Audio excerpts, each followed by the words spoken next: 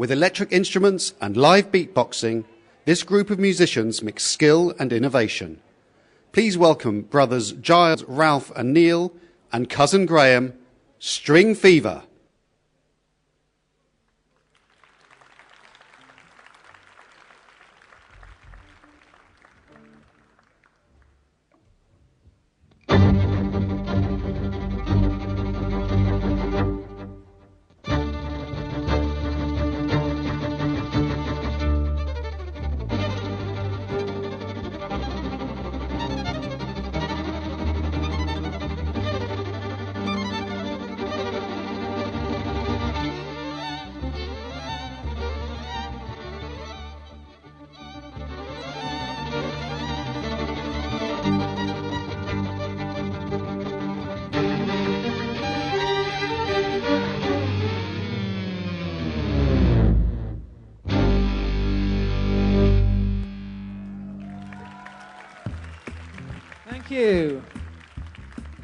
Good evening and a very warm welcome to one and all. We are String Fever, playing completely live for you this evening.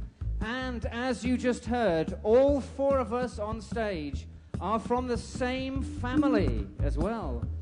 Yes, as you can see, we do come in different shapes and sizes. But this is true. You are watching the world's first genetically modified string quartet. But before we go any further, I'd like you to meet the band. Firstly, sitting back here, playing 5-string electric cello and beatbox. What can be said about the youngest brother of the family? An amazing musician, male model, international playboy. Yes, these are all things he would love to be when he grows up. Would you please welcome the one-man rhythm section, Neil Broadbent. There he is. And to my left for you this evening, in the blue corner, I'd like you to meet our little cousin. There he is. What a fine figure of a man. This is a man I've always looked up to. Not much choice in the matter, really. Will you please welcome the gentle, jolly giant, Mr. Graham Broadbent. There he is. And to my right, over here, playing for you this evening, lead violin, a virtuoso violinist who just happens to be our big brother. Although some people claim he might not be our brother, he may be the love child of Vanessa May and Kojak. Would you please welcome the one and only Giles Broadbent. There he is.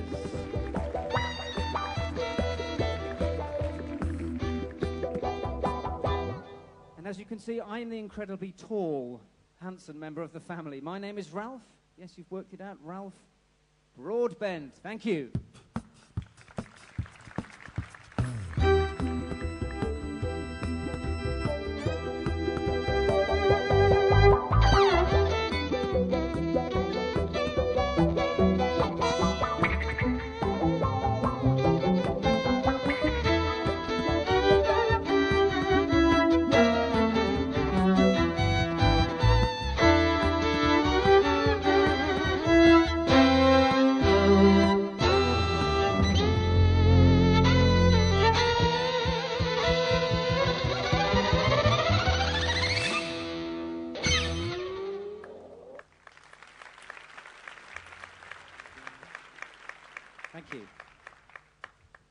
Of course, we would like to play for you a lot longer, but sadly, time is very much against us.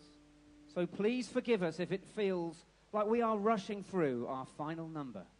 In fact, set your watches as we now give you the history of music in 5 minutes.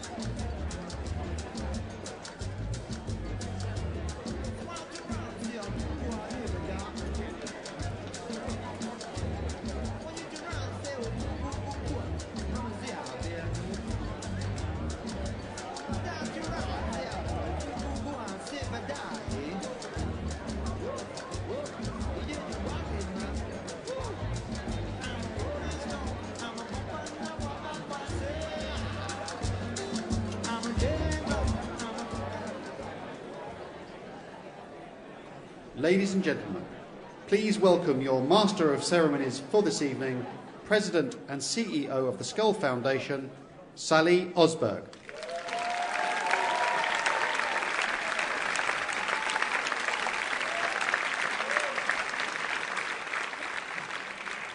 Hello, everyone. Wasn't that string fever fabulous? What a way to set the tone for tonight. It's my great honor to welcome you all to this 8th celebration of the Skoll Awards. A special welcome, too, to all those joining us online from Nantucket to Nepal. Before we get started, though, a little piece of disappointing news.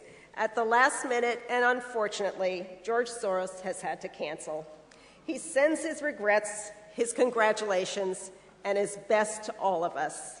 And he's already put the dates for next year's forum in his calendar. The good news is that everyone else is here, and we're going to have an incredible celebration of the Skoll Awards this evening. But let me begin by talking about another award. No, it's not the Academy Award, although we are incredibly proud that Jeff and participants snagged yet another Oscar for their extraordinary movie, The Help, this year.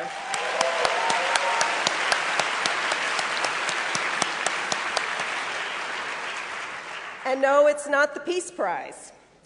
It was another Nobel Prize that caught my attention, the newest one for chemistry, made to the Israeli scientist Daniel Shechtman for his discovery of quasi-crystals. On his Eureka Day in 1982, Shechtman was to discover an entirely new truth. At first, he couldn't believe what he was seeing, so he turned to his electron microscope for an atomical view, and there it was, a pattern that defied the laws of nature. What he saw was a distinctive array of concentric circles, each made of 10 bright dots at the same distance from one another. What he recognized was a new crystalline structure, one the scientific community was clear could not possibly exist. Much of the next chapter of this story will sound familiar, especially to social entrepreneurs. Instead of being lauded for his breakthrough, Shechtman was spurned and even scorned. The head of his group gave him a textbook on crystallography and told him to read it. The head of his group asked him to leave. Journals refused to publish his findings. But persevere he did, and when his discovery finally hit the press, it revolutionized what science knew as the truth. An intriguing side note for all you silo-busting social entrepreneurs, and especially for those of you working in the arts, theater and film, photography, ceramics. Shechtman's discovery was actually anticipated earlier, not by scientists and mathematicians, 13 tile lessons, whose fantastic and fantastically full mixes were created for only 5 unique shapes. In the press for history, they said this, to reconsider their conception of danger. This is the real point. I believe our battle, the battle of social entrepreneurs everywhere, is forcing society to reconsider its idea about the very nature of human progress, of how we carry out business, construct and hold our governments to account, tap and replenish natural resources, how we survive and thrive together. Few places on earth bear the scars of those battles as sharply as the Amazon, where deforestation has ravaged traditional ways of life for indigenous people and released tons of carbon into the atmosphere, all to meet our growing appetite for commodities, soy, cattle, sugar. The short film I'm about to show you, Hanging in the Balance, The Future of a Forest, shows how this mega battle is being waged by social entrepreneurs who know it can, it must be won. Let's have a look.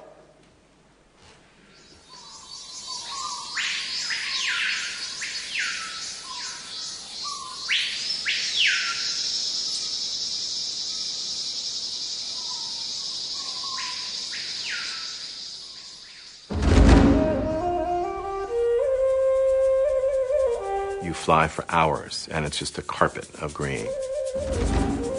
The Amazon is the largest contiguous tropical forest in the world.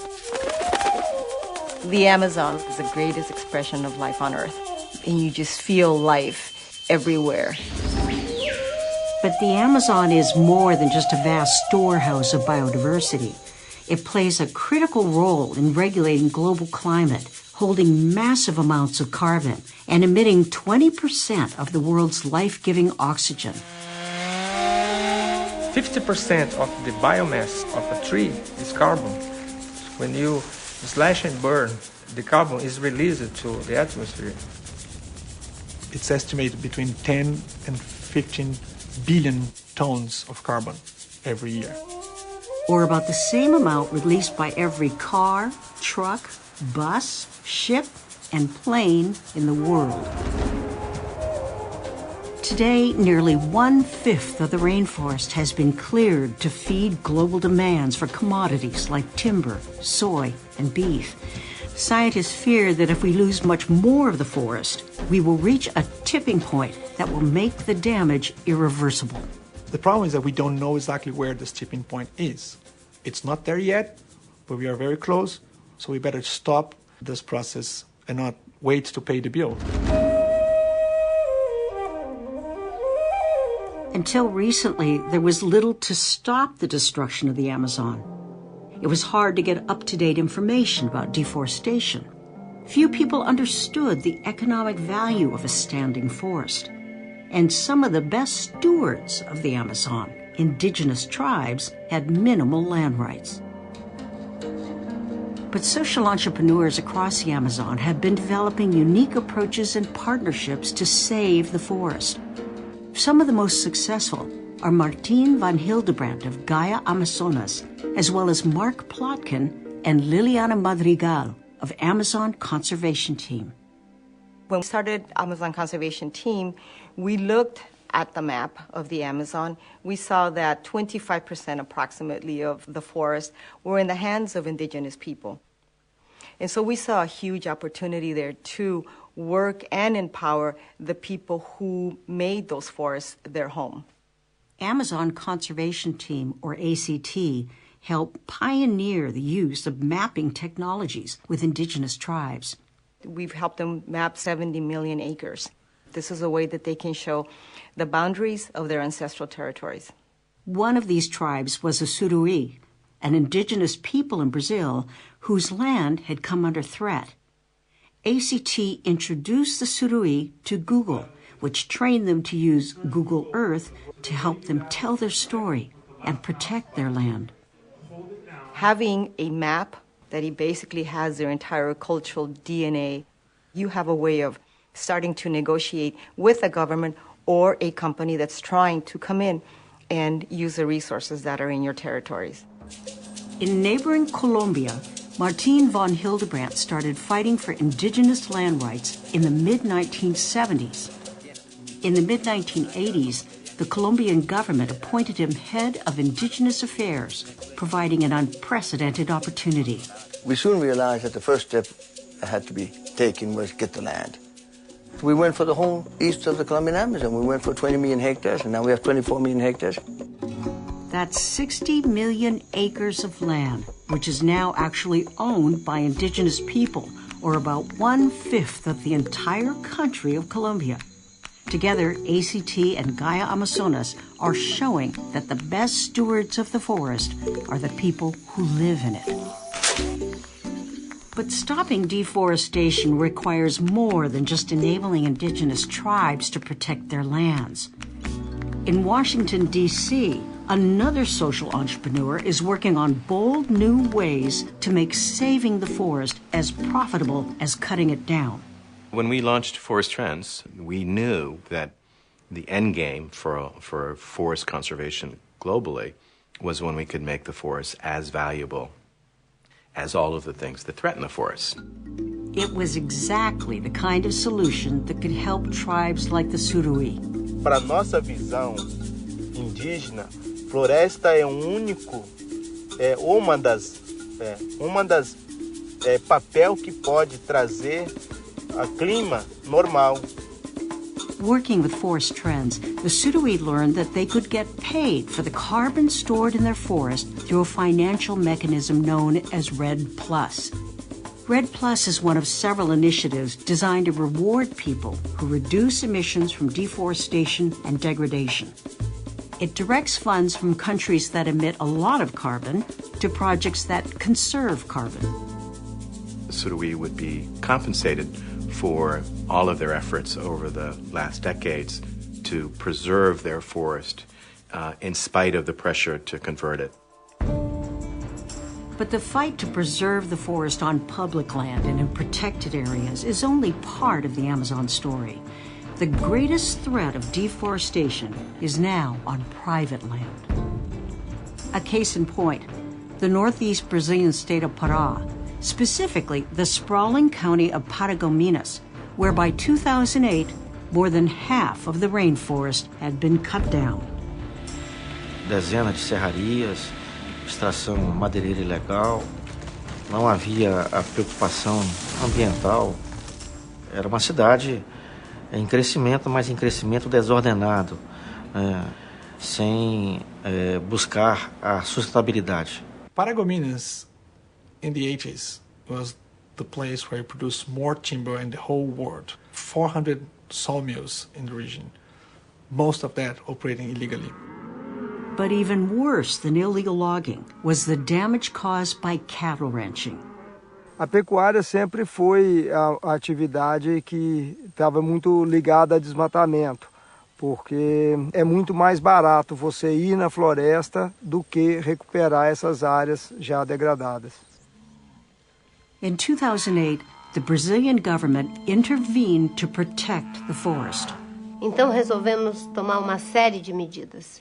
E uma delas foi fazer uma lista dos desmatamentos dos municípios que mais desmatavam na Amazônia. One of them was Paragominas.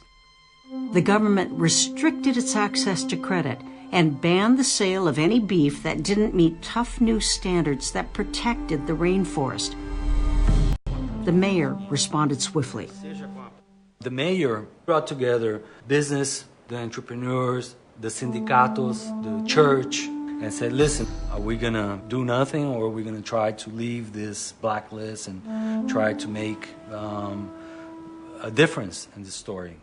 Everybody wants to say, what's the solution? Solutions say, you have to stop deforestation. And that's exactly what the citizens of Paragominas decided to do. For help, they turned to another pair of social entrepreneurs, Beto Verissimo and Carlos Sousa of Amazon, a pioneering organization that had been founded 20 years earlier. Back in 1988, there was a big fight among people that want to defend the forest and the people wants to burn the forest. And we feel that was a lack of a group that works as an honest broker and provides information. What we bring to the table is in the capacity to put people together to find solutions. One of Amazon's key innovations is the way it uses satellite imagery to fight deforestation. We developed techniques to enhance the detection of degradation caused by logging. We take daily images and then we detect deforestation in a near real-time fashion.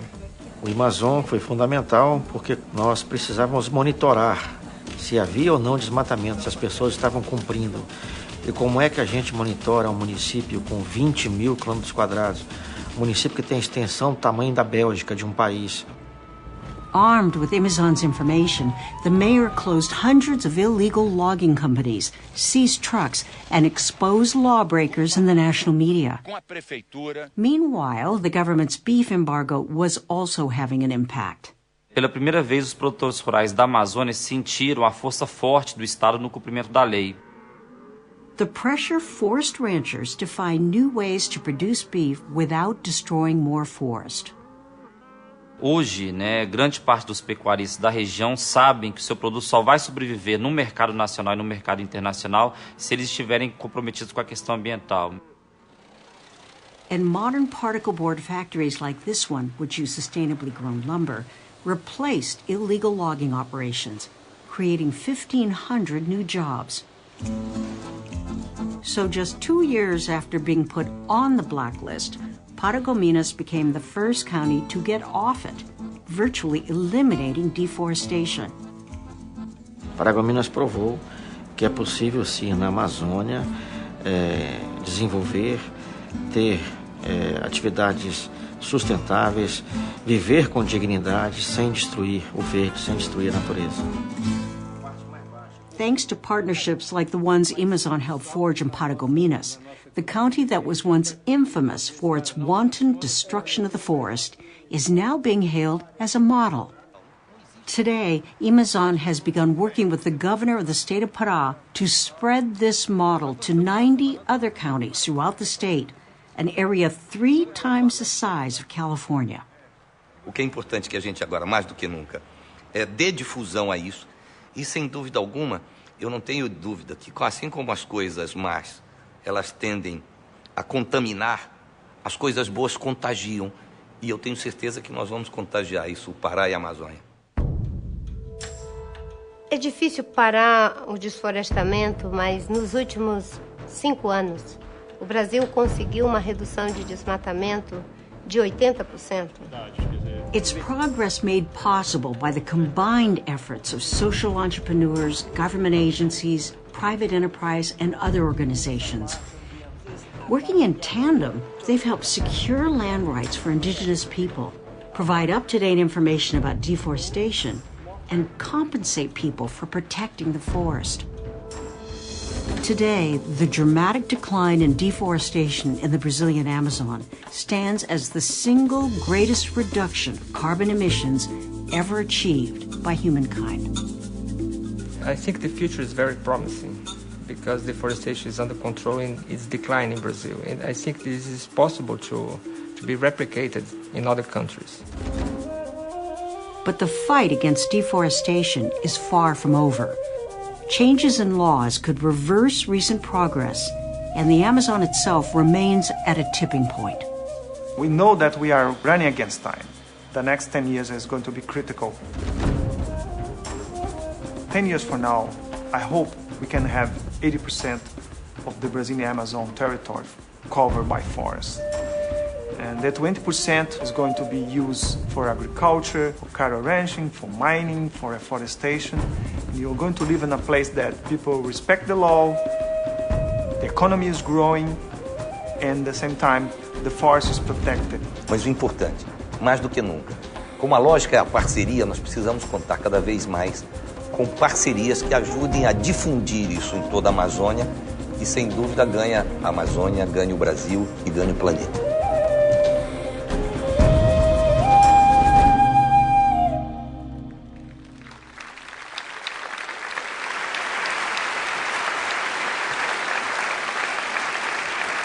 We are so proud to have with us tonight the great social entrepreneurs highlighted in the film.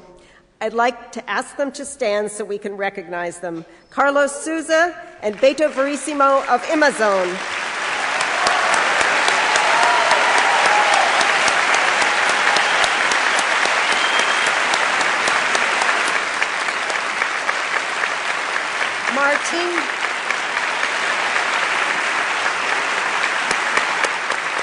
Martine von Hildebrand, Gaia Amazonas, Liliana Madrigal and Mark Plotkin, Amazon Conservation Team.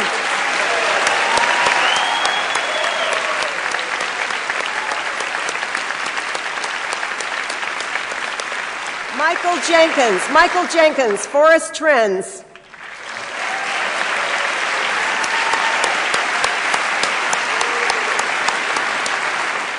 We're also so honored to have with us the governor of the Brazilian state of Pará, Simão Jatene, and the mayor of Paragominas, Adnan Donmatsky.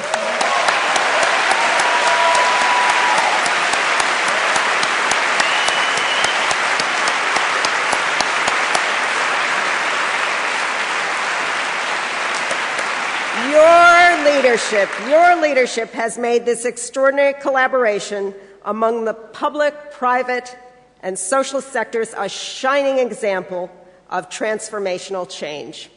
Thank you. Social entrepreneurs get things done. That's thanks to all of you and of course, to Jeff Skoll, our visionary founder. Now, Jeff is much too young to be legendary, but his record of change-making is truly unparalleled. He was founding president and key to building the world's first online trading business, eBay.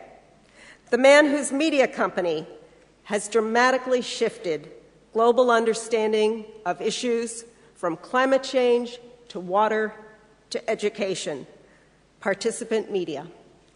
And the philanthropist whose organization sees its core strategy as partnering with all of you, the Skoll Foundation. Ladies and gentlemen, please welcome Jeff to the stage so that we can make the Skoll Award presentations.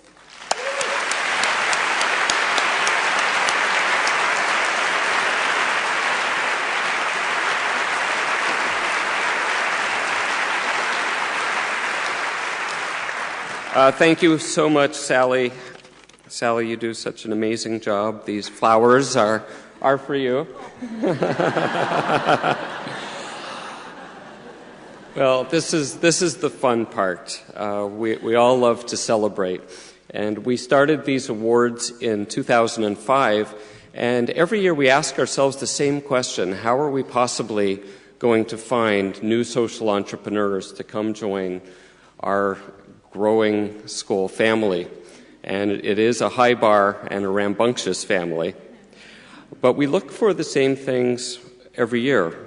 Is the organization at an inflection point where it's proven a new innovative idea that can be scaled and brought to many more people? When it does scale, will it change the system equilibrium forever, like demining a patch of land or transforming a village or eradicating a disease? Does it focus on an issue area that will affect the lives of millions of people in a fundamental way? And does the organization have a visionary leader, like Sally, with the underpinnings to actually fulfill its vision? In the case of the 4 organizations that are joining us tonight, check, check, check, and check. 3 of the 4 are from Asian countries. All are pursuing new grassroots methods to enable change, and all are leading to a sustainable world of peace and prosperity. So, enough of me. Without further ado, I'd like to welcome Sally back to the mic, and she will introduce each of our 2012 awardees.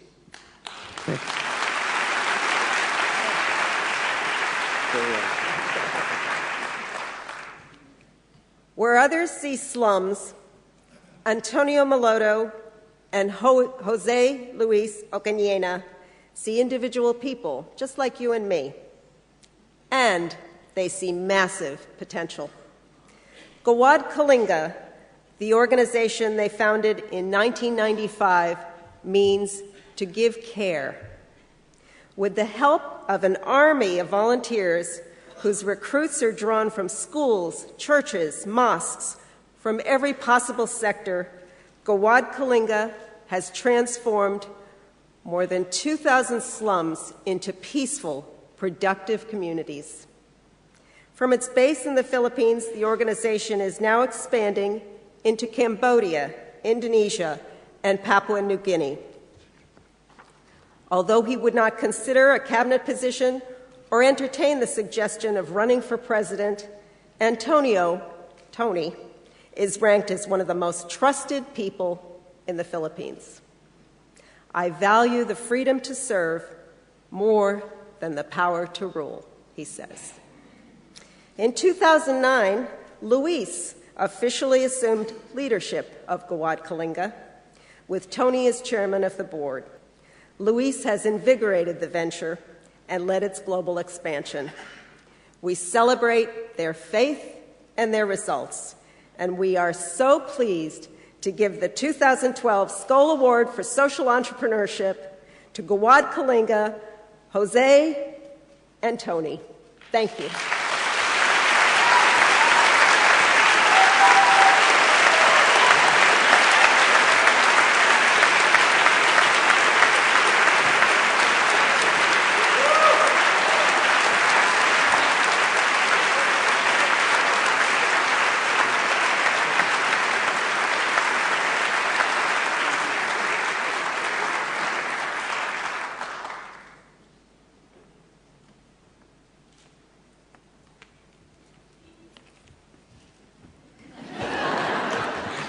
Good evening, everyone. Thank you, Jeff. Thank you, Sally. And of course, the Philippine delegate. Can you stand up? We have 20 all the way from Manila. Just in case we won't have a standing ovation, at least I have 20.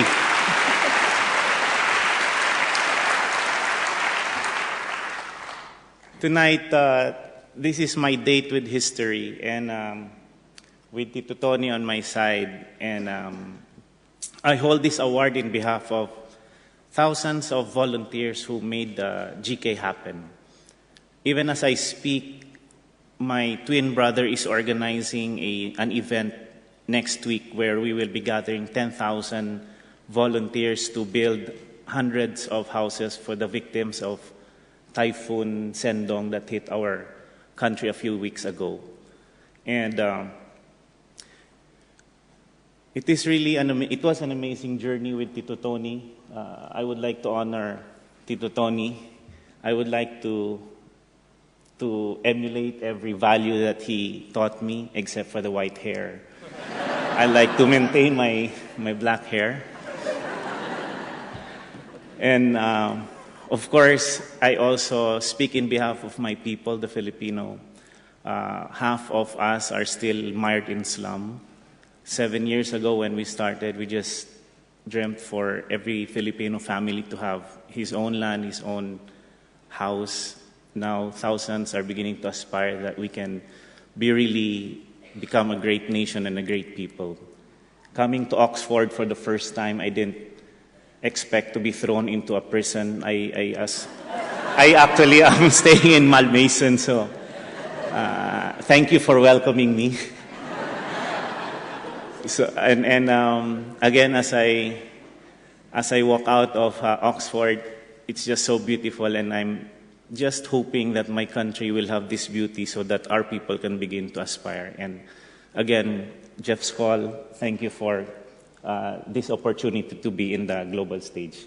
Mabuhay kayong lahat, mga Pilipino.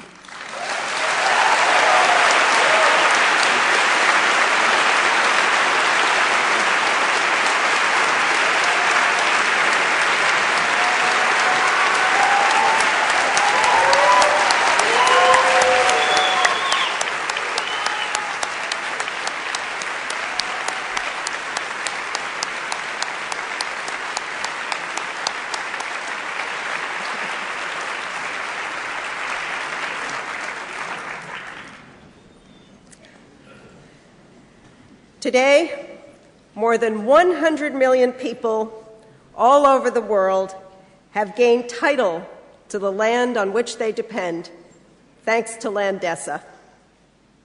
The problem Landesa tells is enormous.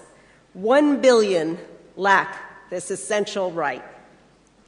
When women in particular gain title to land, benefits abound. Farm yields increase, child welfare improves, domestic violence goes down. Tim Hanstead, who leads Landesa, knows something about property rights and women. He grew up in a one-bathroom house with 7 sisters and 1 brother. A wonderful laboratory, he now says, for learning how to collaborate, respect women, and manage expectations. Roy Prosterman, Tim's law school professor and mentor, and Landesa's founder, was the one who showed Tim that with persistence, focus, and the leveraged power of law, it is possible to make seismic shifts in society. We applaud Tim Hanstead's dedication and transformative hand at Landesa's helm, and we are proud to extend to him the 2012 Skoll Award for Social Entrepreneurship.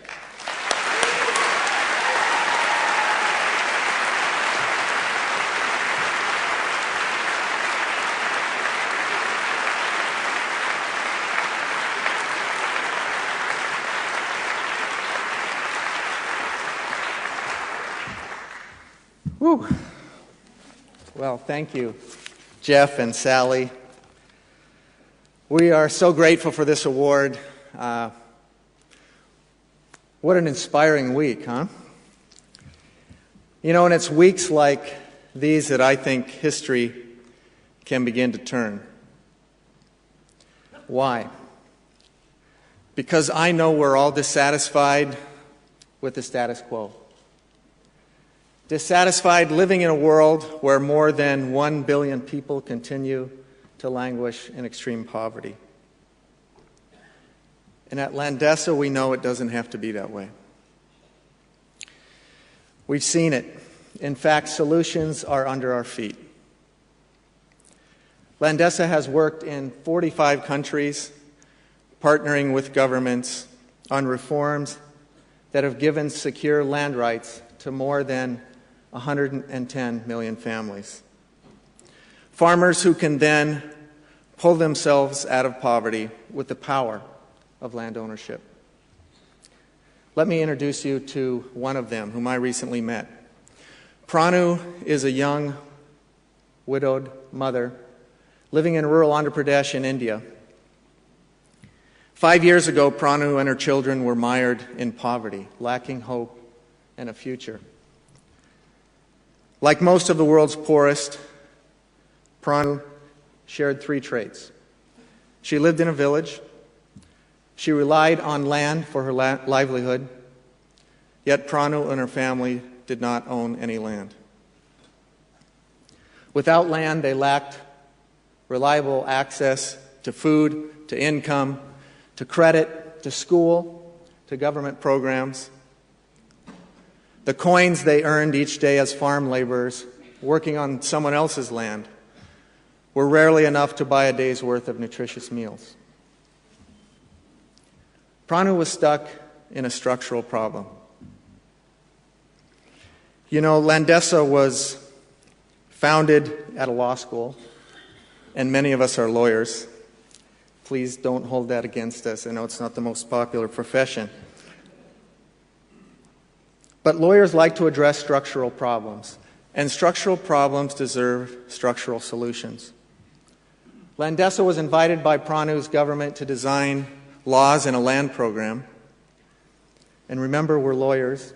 We're not afraid of long meetings or client engagements.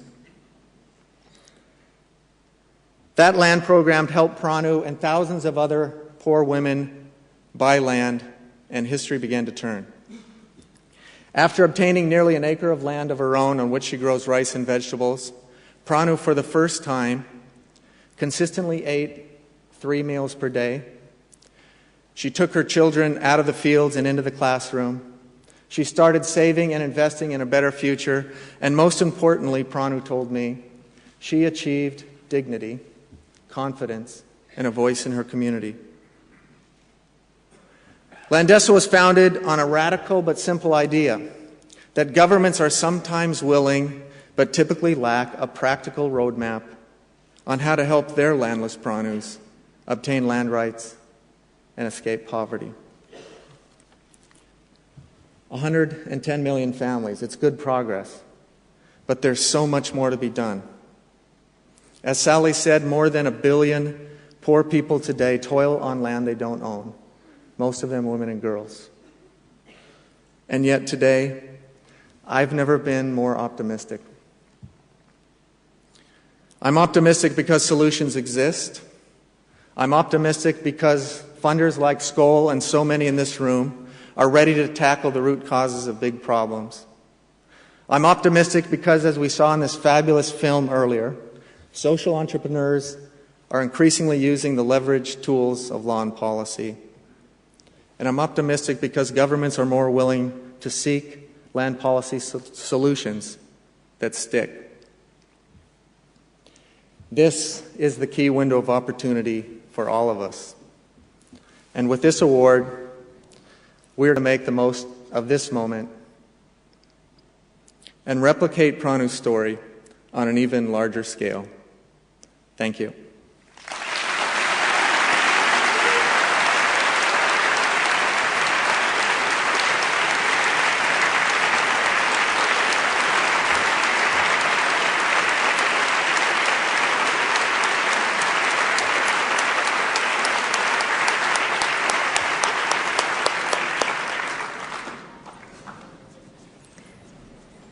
The The assets under your feet. I love it. That's what entrepreneurs do. They leverage those assets to their highest and best use.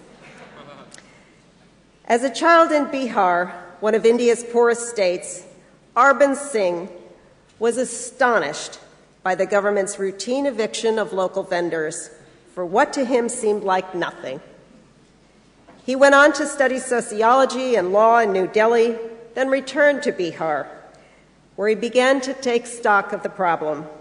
The massive number of people, many of them considered untouchable, completely cut off from the country's services, an entire class of people who might as well have been invisible, even though they comprise more than 90% of India's workforce.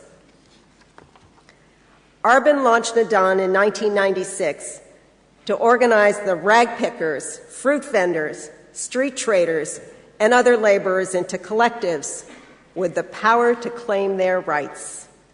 And he does it with humor. I've made him promise he's going to laugh. Arban is known for laughing a lot in meetings, loudly. In Hindi, it is called Thahaka.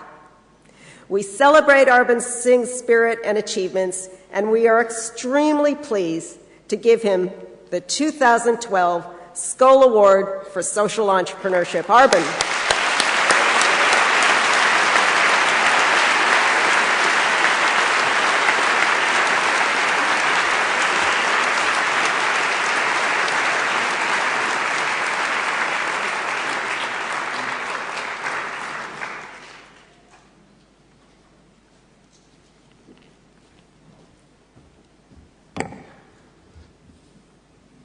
Good evening. Thank you, Sally, Jeff, and the Skoll Foundation for this great award. The truth is, I have never been in a hurry. I always thought and believed that awards will follow good work. And I'm so glad and grateful that Nadaan's time is now. Though I studied sociology, I was shocked at the systemic and systematic exploitation of the informal workers. We began by organizing and providing legal services. Then came the horrendous phenomena of money lender. In 1995, the rate of interest was 482%. Not much have changed. But then came the story of saving. I was having a meeting with the waste pickers near a railway track in Patna. A woman told me that in order to secure her saving, she dug a hole, 1 foot deep, and she put in 500 rupees. 500 rupees is like $10.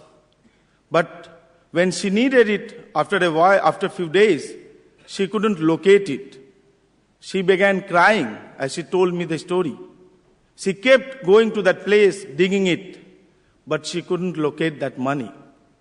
It's a sad truth that the poor have less income. But even worse is that whatever they do have is not safe. The informal workers in India, the street vendors, the domestic workers, the construction workers, the agriculture workers, the waste pickers, they toil very hard, often in piles of waste, of garbage, scrap, cow dung. But the broken structures and systems keep them in the waste piles, keep them in the slums, in vicious cycle, with no way forward or progress. They are entrenched in very deep social and economic bondage. And to break that bondage, we have learned you need innovative methods of organizing, new economic development activities, and use of technology combined with advocacy. This is how the system gets challenged and, of course, changed. 93% of workforce in India, as Sally said, is constituted by the informal workers. They are the backbone of industry and economy. We make sure that they are not broken. Years of work on the ground have taught us that the solution to the bottom billion in India and elsewhere in the world lies with the bottom billion themselves. We make sure that the solution of poverty in India are with the people themselves. People getting organized, people accessing services of government and other sources, people building and leading their collectives. This is how they will change their lives. And this is how the lives are getting changed. I cannot resist thanking the communities who have demonstrated immense faith in us and which increases the burden of doing more and more. The staff at Nadaan and the various offshoots who have made Nadaan their life, and they do not go about posting their CVs for jobs. In fact, 2 of them are here. I would request them to get up and they be acknowledged for their great efforts.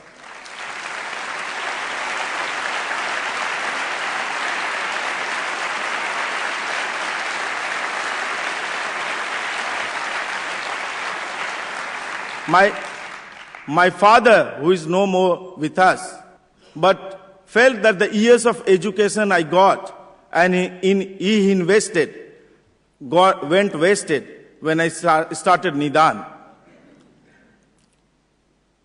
My siblings and friends who always think that I will make it very big one day, and I maintain a low profile purposely. My daughter, who, as she was growing, and that was the time when I was building Nadaan, and I had to travel a lot. So every time I went on a trip and returned, she forgot who I was, and took minutes to recollect and smile. Fortunately, she's also here. And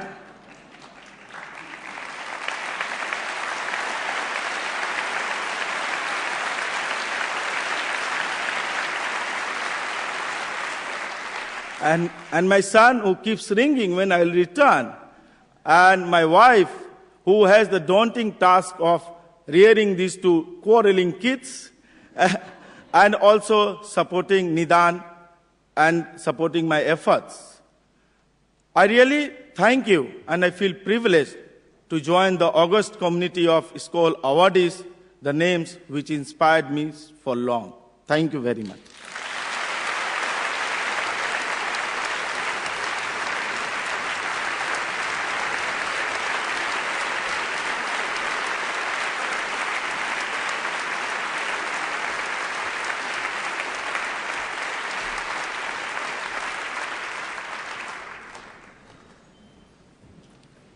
None of us can do what we do without the people we love most behind us. Thank you for being here. Proximity Designs is based in Burma. The organization's philosophy is based in empathy. Most people think Proximity Designs founders Debyong Din Taylor and Jim Taylor met in Asia. In fact, they met as 20-year-old community activists in Mississippi, the U.S.'s poorest state. There they learned that if you want to understand real problems facing poor people, you have to live with them, that you need deep knowledge before you can empower or serve them. Thus far, Proximity Designs has transformed the lives of more than 400,000 Burmese people. Its $13 plastic water pump, which they call the baby elephant, doesn't just replace sprinkler cans or provide an extremely affordable alternative to metal pumps, it increases yield and stimulates income. Inspired by their creativity and ambition, we are delighted to give the 2012 Skoll Award for Social Entrepreneurship to Debyong Din Taylor and Jim Taylor.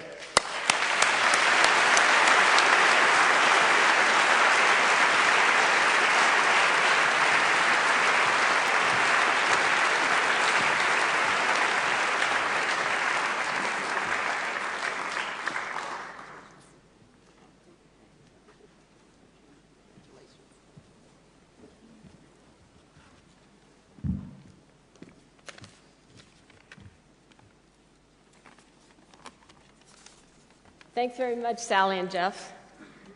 In our work, we often get letters and feedback from our product users. And I want to share what one farmer had to say. He wrote, "My foot pump is serial number 4632. I wish it was serial number 0001, and I knew about it sooner. It's helped me turn my crops into gold. I'm not a paid actor who makes $400 to say this. I'm a real farmer, and you can come to visit me if you don't believe me." Here's what one farmer named Uthan Nguyen told me. "I was desperate when I fell out of a toddy palm tree and broke my back. I could no longer climb trees to tap palm juice and had no way to feed my family. With your foot pump, I could farm a small plot and earn the most income I've ever had in my life. I have to tell you, I used to be a nobody in our village. Now I am somebody." Here's the line that got me. He said, "I'm so happy I want to do cartwheels in front of everyone in the village." When Jim and I started in Myanmar, we faced a huge challenge. The country has 58 million people, the majority of whom are poor farmers. We saw that if we wanted to help change Myanmar, we had to change their lives. We asked ourselves, could we use design and social enterprise to change one of the world's most isolated and poor countries? Our answer was, let's try. We wanted to treat people as customers, not as aid beneficiaries. It's about giving people choice and therefore dignity. We don't decide what people need. They tell us through the marketplace whether our products are valuable. This way, we're held directly accountable. Creating products that poor people value and want to buy and own isn't easy. We have to design for extreme affordability and rapid payback. And we discovered, like customers everywhere, they value convenience, quality, and aesthetic design. For example, our baby elephant pump that Sally mentioned is a lightweight and simple revolutionary plastic pump that sells for $13. And it can boost incomes and productivity by $200 to $300 after one season. That's huge for a family living on $1 a day. But Jim and I knew cool products alone aren't enough to drive large-scale change. While our products provide daily microsanity to households, the macroeconomy has a huge effect. And for the past 20 years, Myanmar's broader economy has been one of the world's worst performers. So we've used the deep knowledge and insights gained from our rural networks and partnered with Harvard University. We engaged change makers in Myanmar about the need to support broad-based growth. Just like the on-the-ground feedback loop we have for designing products and services, we're creating the same kind of feedback loop into national economic policy. And we're starting to see some hopeful reforms. Today, Myanmar is seeing the dawn of a new era. We've witnessed unprecedented changes over the last year. I'm thrilled that after 50 years of isolation, the country's finally opening up to the world. This award couldn't have come at a better time for Jim and me, for proximity and our staff, and most important, for the long-suffering and incredibly strong Burmese people. And like our customer Uthan Nguyen, I'm almost ready to do a cartwheel in front of you. Thank you.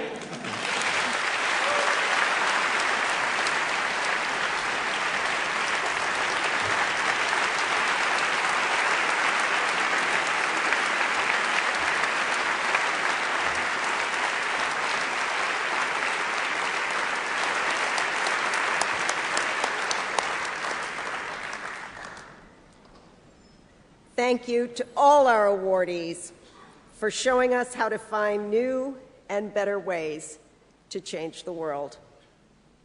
And now, another short film for you about Visayan Forum Foundation. Visayan and its fierce and fearless leader, Cecilia Flores Abanda, a Skoll awardee, aren't building a new business. their intent on destroying the far too successful business of modern-day slavery.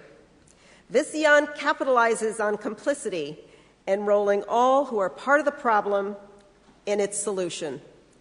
Let's have a look. My name is Eileen.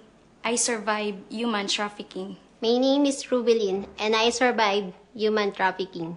My name is Samraida, and I survived human trafficking.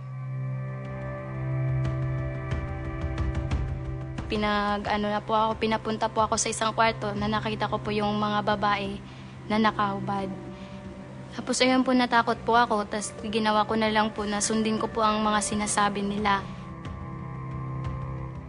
Yung pinakitaan niya po kami ng mga sinusuot daw po. Susuotin daw po namin bilang waitress.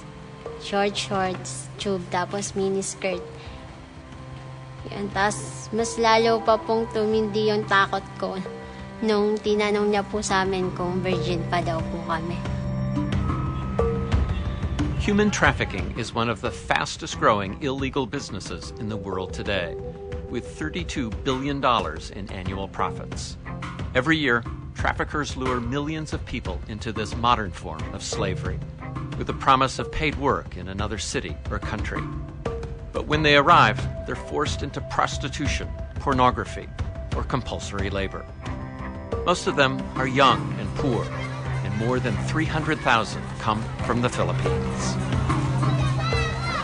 The people are very poor, and that provides a fertile ground for traffickers to manipulate, to deceive, and to lure people. It has become part of the culture that if you're poor, the solution is migration. And that's where a lot of trafficking takes place. In Manila, the Visayan Forum Foundation, or VF, is determined to end human trafficking through an innovative, multifaceted strategy. What we did was to study how traffickers operate. We intervene in the most critical aspects of the trafficking process. That they're using this island as a backdoor. So we're trying to break the business model of trafficking. We're trying to fight traffickers essentially in their own game. To start, VF decided to disrupt the traffickers' business by intercepting their victims in transit. It is a very strategic point for us to intervene because the victim is not yet sold. So wherever there are a lot of people being transported, Visayan Forum is there. But to implement its strategy, VF needed partners.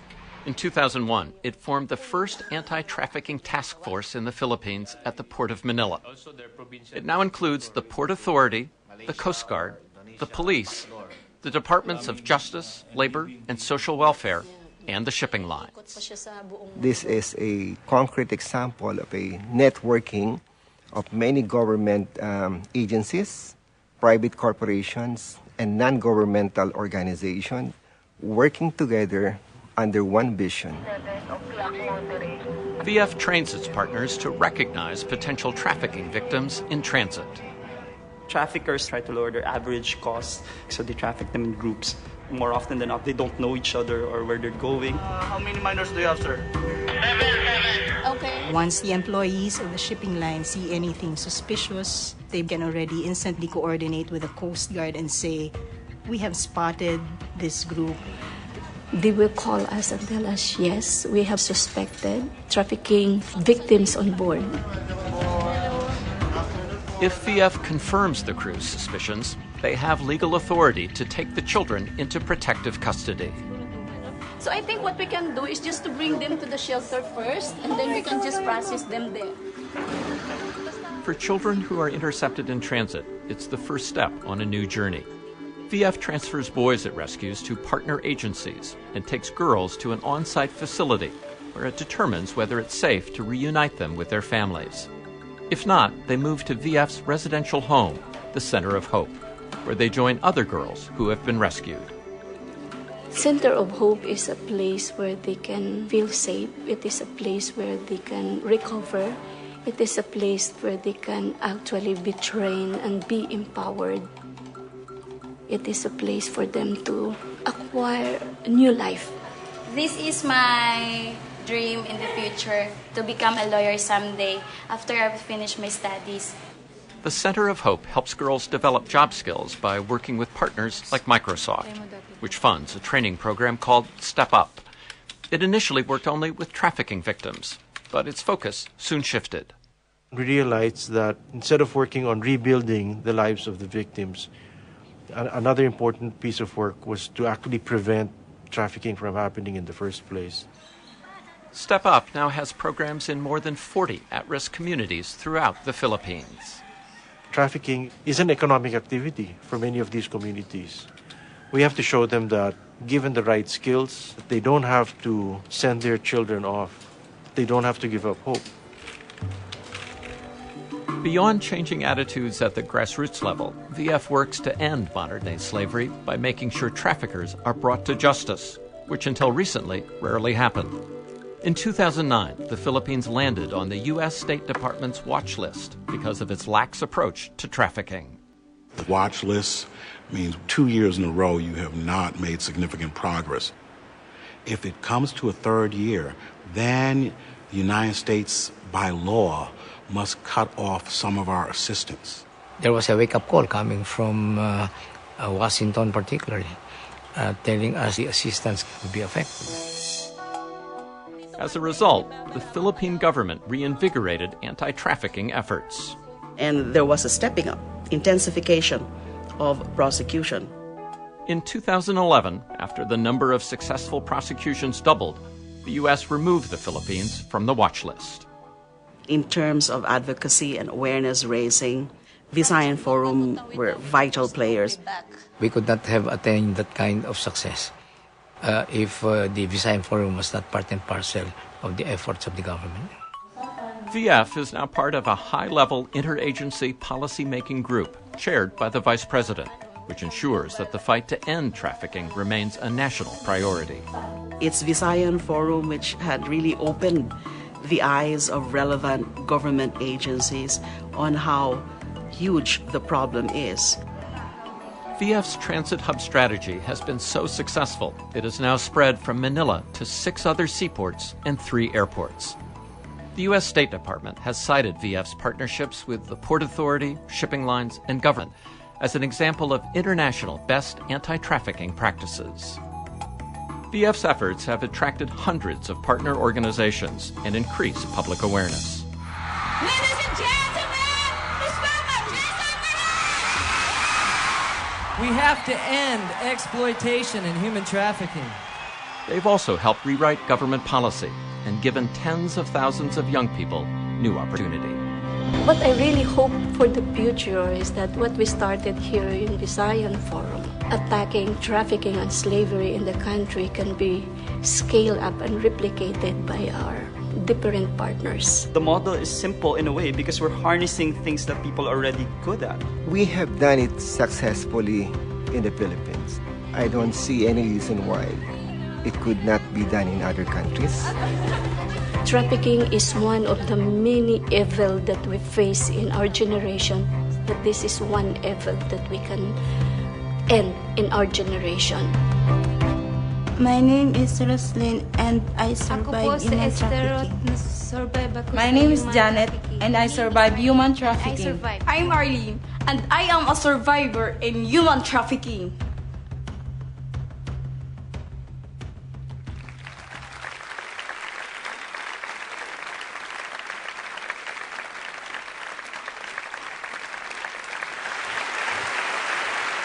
Their survival is our imperative. We have to end this scourge. It has to happen now.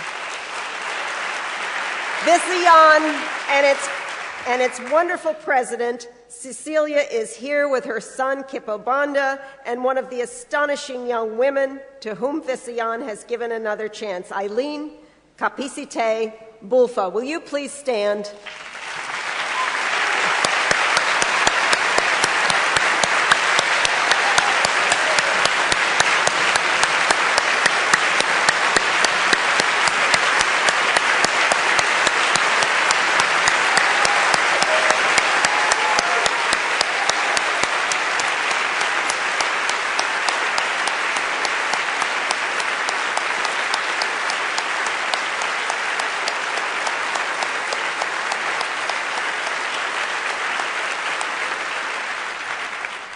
And now, if you please bear with us for just a few minutes of setup, we have a very special treat for you.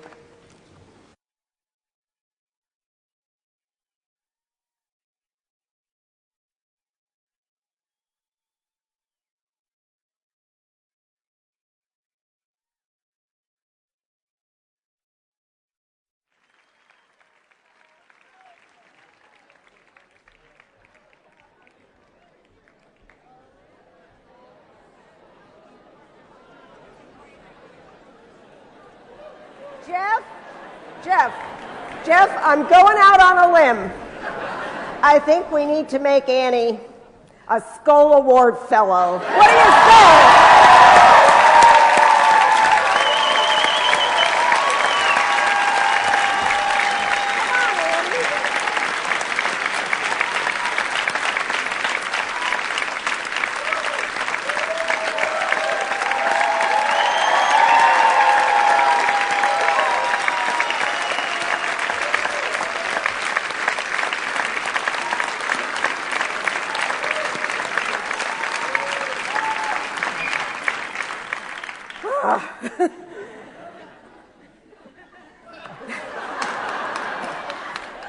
Thank you, Jeff, and for your relentless focus on building a better world.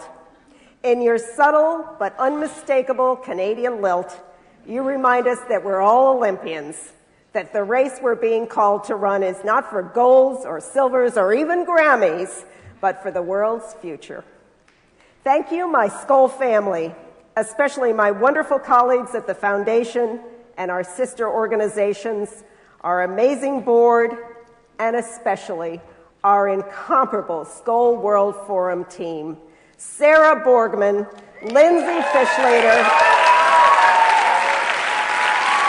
Tina Tanzane. I'm going to read them all, and I want them all to stand up, and then we'll applaud the team. Sarah, Lindsay, Tina, Lorna, Phil, Jill Altan, and our power partner, Pamela Hardigan. Will you please all stand?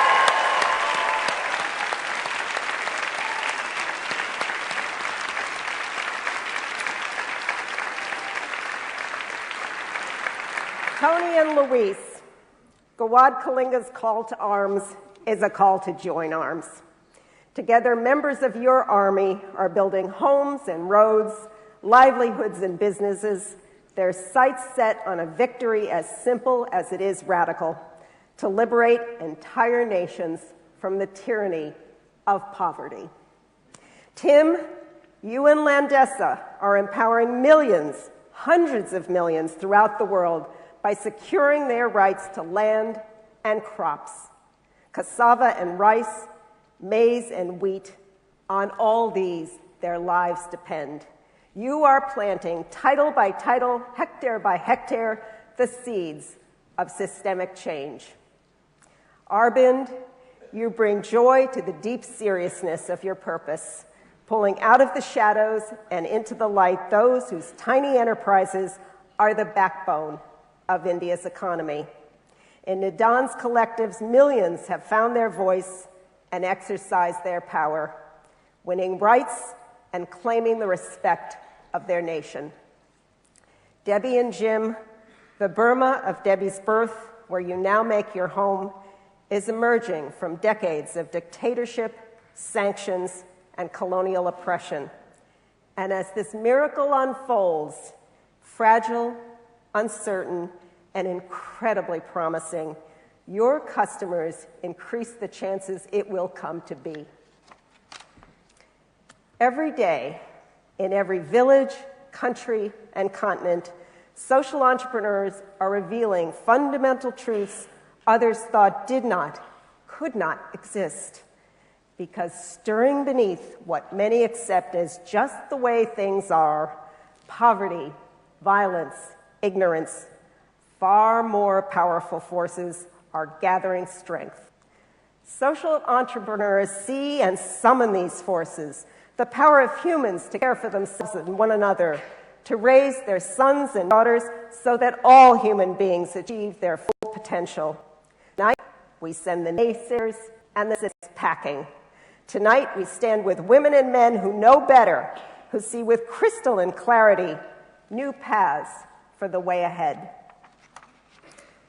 I send you off on the next leg of our journey together with words from the great 13th century poet Rumi, whom the Iranians claim as their own. Travelers, the night is late. Life's sun is going to set. During these brief days that you have strength, be quick and spare no effort of your wings. Thank you and good night, and see you at the Ashmolean. Good night, everybody.